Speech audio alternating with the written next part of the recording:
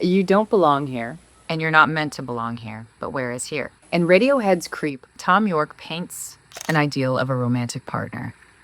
You're just like an angel. You float like a feather in a beautiful world. And he uses that picture to judge his imperfect self. I want a perfect body. I want a perfect soul. And so he defaults into the harshest interpretation of himself, a creep. Not capable of consummating his love of angels, only an obsessive voyeur to other people's perfection. And he rejects himself wholly as unworthy. And there is so much irony in the fact that Creep had to share royalties with the Hollies, the air that I breathe.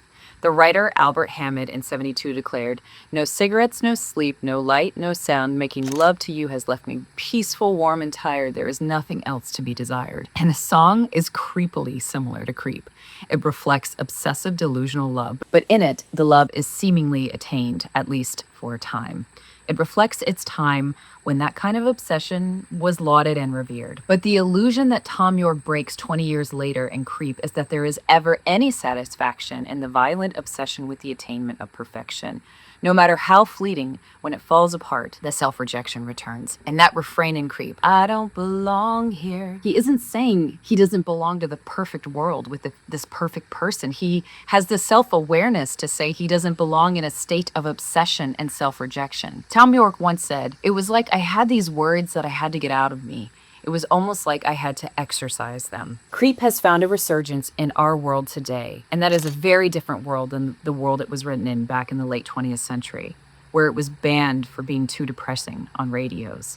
Now it's covered again and again because something in it rings more true than ever. Let's look at the different levels. On the highest level, the song is beautiful, haunting, easily harmonized. It makes a lovely cover. Next level down. On an emotional level, it gives permission to be a freak, a weirdo, a creep. And for many of us who feel that we don't belong to the mainstream, that is a comfort. But on the deepest level, maybe completely out of our conscious awareness, is where the truth, I believe, lies. That our souls are still calling out for Tom's original intent. Not that he doesn't belong to the world, but he doesn't belong in a state of perpetual self-rejection. Radiohead is said to have resented the song when it became a hit in 1993, and one reason was because people latched on to the idea that it was okay to be a creep, even though the song is a critique on obsession and self-deprecation, not an empowerment of those things.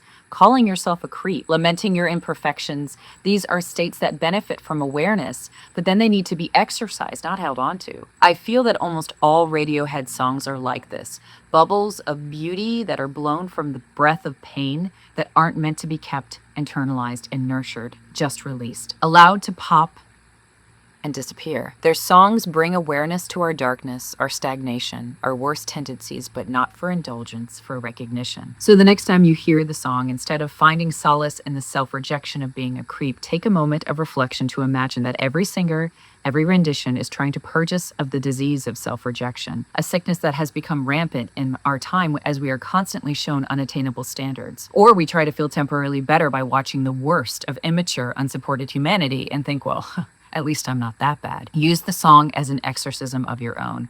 He says, she's running out the door, and we too can choose to run from this state. From the state of complacency and self-hatred. You aren't meant to belong there. This is Songs from Beyond. I'm Kristina Wiltsee. If y'all like this, please interact. Every interaction helps our small channel.